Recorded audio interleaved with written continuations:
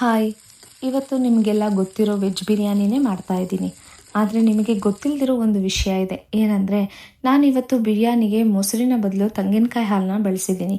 ಯಾಕೆ ಅಂದರೆ, ಆಯುರ್ವೇದದ ಪ್ರಕಾರ ಮೊಸರನ್ನು ಬಿಸಿ ಮಾಡಬಾರ್ದು, ಕುಕ್ ಮಾಡಬಾರ್ದು. ಹೀಟ್ ಮಾಡಿದಾಗ ಇದರ ಸ್ವಭಾವ ಮತ್ತು ಗುಣಗಳಲ್ಲಿ ಬದಲಾವಣೆ ಆಗುತ್ತೆ. ನೀವು ಈ ಟೆಸ್ಟ್ ಕೂಡ ಮನೇಲಿ ಮಾಡಿ. ಸ್ವೀಟಾಗಿರೋ ಮೊಸರನ್ನ ಬಾಯ್ಲ್ ಮಾಡಿ ಆಮೇಲೆ ಟೇಸ್ಟ್ ಮಾಡಿ. ಇದು ತುಂಬಾ ಹುಳಿಯಾಗಿರುತ್ತೆ. ಈ ಹುಳಿಯಾಗಿರೋದು ನಮ್ಮ ಹೊಟ್ಟೆಗೆ ಹೋದಾಗ ನಮ್ಮ ಗಟ್ಟಿಗೆ ಇದನ್ನು ಜೀರ್ಣ ಮಾಡ್ಕೊಳ್ಳೋದಕ್ಕೆ ತುಂಬಾ ಕಷ್ಟ ಆಗುತ್ತೆ. ಇದು ನೆಕ್ಸ್ಟು ಟಾಕ್ಸಿನ್ ಆಗಿ ಬದಲಾಗುತ್ತೆ. ಇದರಿಂದ ನಮ್ಮ ದೇಹದಲ್ಲಿ ಪಿತ್ತ ಮತ್ತು ಕಫ ದೋಷಗಳು ಜಾಸ್ತಿ ಆಗುತ್ತೆ. ಇದರಿಂದ ನಮಗೆ ಬಾಡಿ ಹೀಟ್ ಆಗ್ಬೋದು, ಇನ್ಫ್ಲಮೇಷನ್, ಸ್ವೆಲ್ಲಿಂಗ್ ಅಥವಾ ಸ್ಕಿನ್ ಡಿಸಾರ್ಡರ್ಸ್, ಬ್ಲೀಡಿಂಗ್ ಡಿಸಾರ್ಡರ್ಸ್ ಕೂಡ ಬರ್ಬೋದು. ಇವಾಗ ಗೊತ್ತಾಯ್ತಾ ನಾನು ತೆಂಗಿನಕಾಯಿ ಹಾಲನ್ನ ಯಾಕೆ ಬಳಸಿದ್ದೀನಿ ಅಂತ. ಟೇಸ್ಟ್ ಮಾತ್ರ ಸಖತ್ತಾಗಿತ್ತು, ರುಚಿಯೂ ಇರಲಿ, ಹಾಗೆ ಆಯುರ್ವೇದದ ಪ್ರಿನ್ಸಿಪಲ್ ಕೂಡ ಫಾಲೋ ಮಾಡೋಣ.